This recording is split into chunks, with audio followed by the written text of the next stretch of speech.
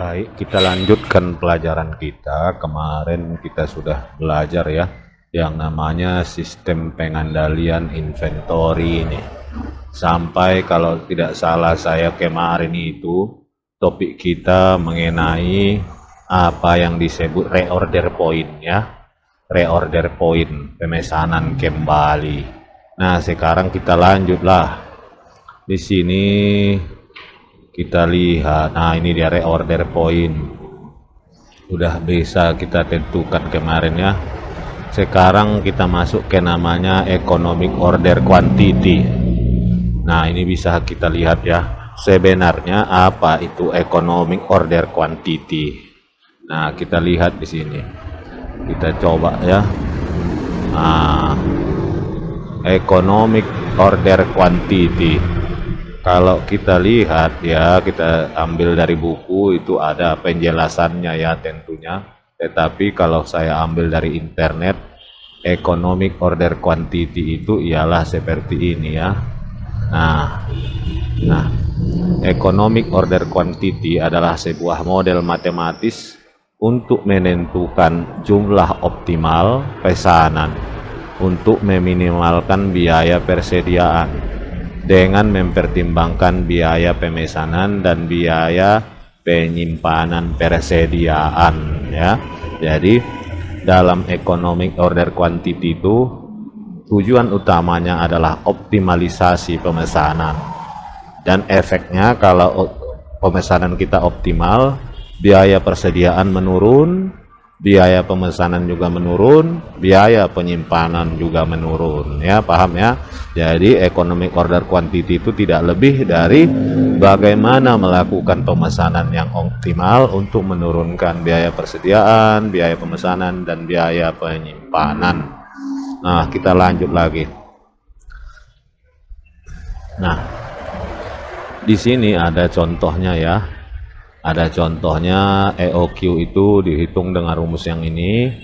Lanjut lagi, silahkan nanti dicoba kalau ada waktu ya, karena untuk melakukan ini agak sulit ya, agak panjang waktunya. Silahkan kalian baca, udah adanya contohnya. Kalau tidak juga bisa cari saja di internet ya, zaman sudah canggih. Nah, satu kita lihat apa sebenarnya yang diperlukan oleh economic order quantity ini ya.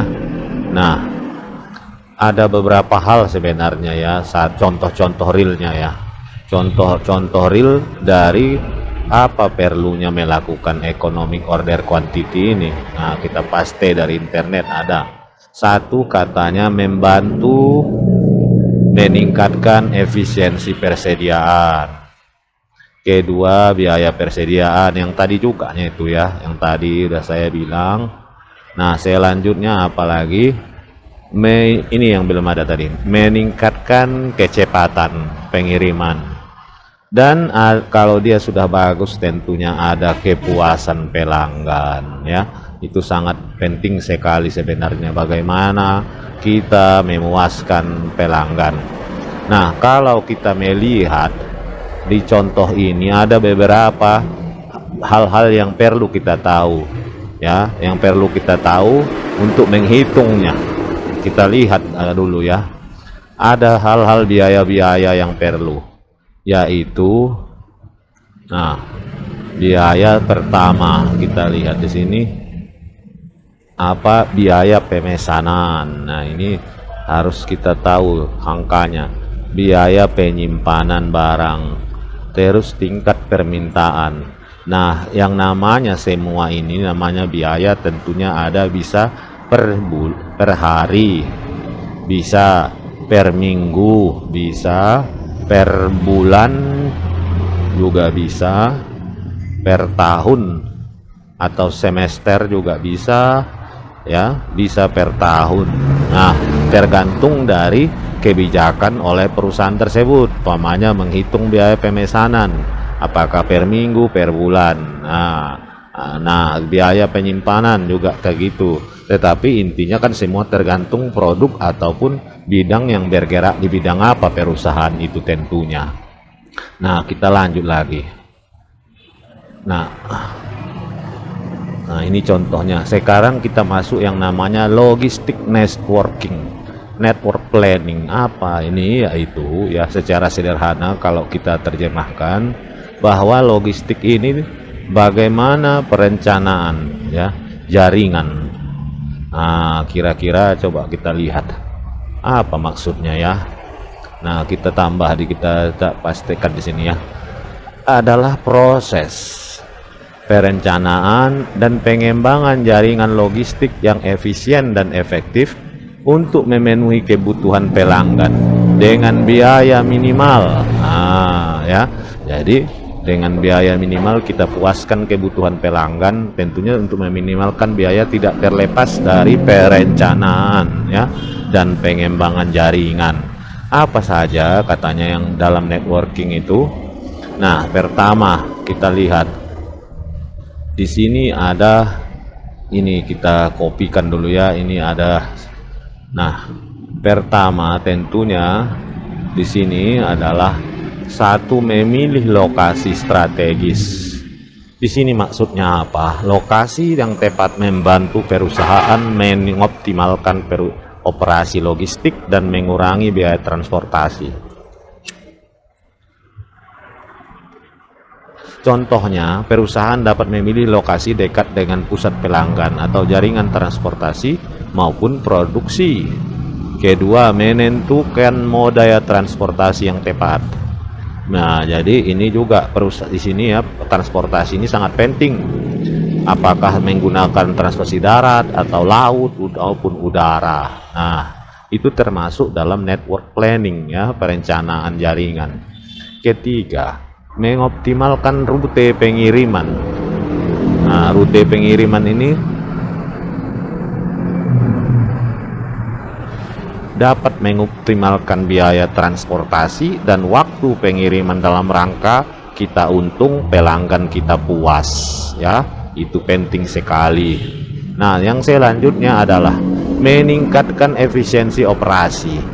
Nah, kalau dia berjalan sesuainya, kurang biaya logistiknya, maka perusahaan akan efisien operasionalnya.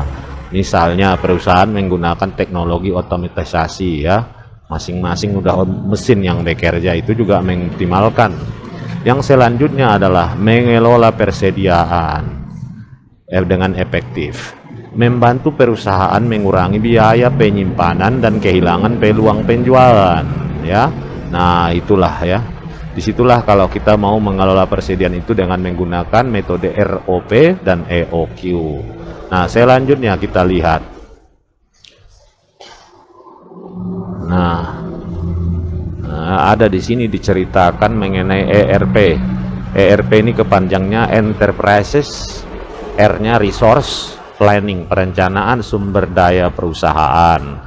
Ada 5 alasan ya, mengintegrasikan, membuat standar, pengurangan inventory ya. Jadi dia pada umumnya mengefisienkan operasi perusahaan. Itulah manfaat ERP. Nah, kita lanjut lagi. Ada metode inventory just in time. Nah, just in time itu tepat waktu. Nah, ini silahkan kalian baca ya sendiri. Manfaatnya mengurangi stock out, mengurangi tingkat persediaan, mengurangi kerangka waktu, peningkatan kualitas, banyak sekali ya manfaat just in time ini ya. Ini memang udah kita kira lanjut lagi, silahkan waktu tunggu. Nah, sekarang coba kita ulang lagi sedikit tadi ya. Ada beberapa hal yang perlu kita ketahui di dalam ini. Yang pertama, reorder point itu adalah jumlah persediaan barang di mana perusahaan harus memesan kembali barang tersebut. Jadi bagaimana di situ untuk menjaga kelancaran operasi. Nah, kedua, menghindari risiko kekurangan persediaan. Ketiga, di sini bisa perusahaan dapat mempertimbangkan faktor lain ya. Keempat, dan jumlah persediaan yang diperlukan. Nah, selanjutnya ada di situ sistem pengendalian inventory. Apa sih sistem pengendalian inventory ini sebenarnya? Intinya di dalam perusahaan itu bukan berlebih. Jadi inti perusahaan dalam logistik itu tidak titik 2 kurang,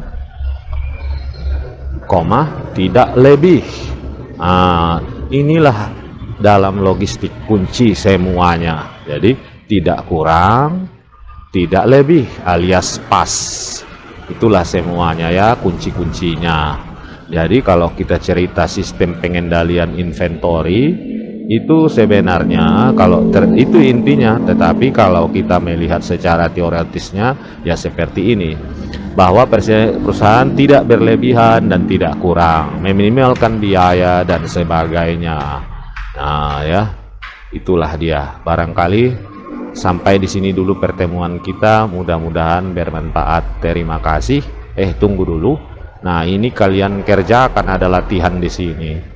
Nah, latihan ini kalian kumpul, nanti kirim, kalian kerjakan, tulis tangan, fotokan, kirim ke ya bit.ly bit.ly titik 2 kalau nggak salah. Nah, baru huruf besar semua, ayo upload tugas. Nah ya, paling lambat itu adalah hari Sabtu ya, tanggal 15 April 2023 ya, sudah saya terima. bit.ly ayo upload tugas. Jam 15.00. Demikian saja, mudah-mudahan bermanfaat. Terima kasih.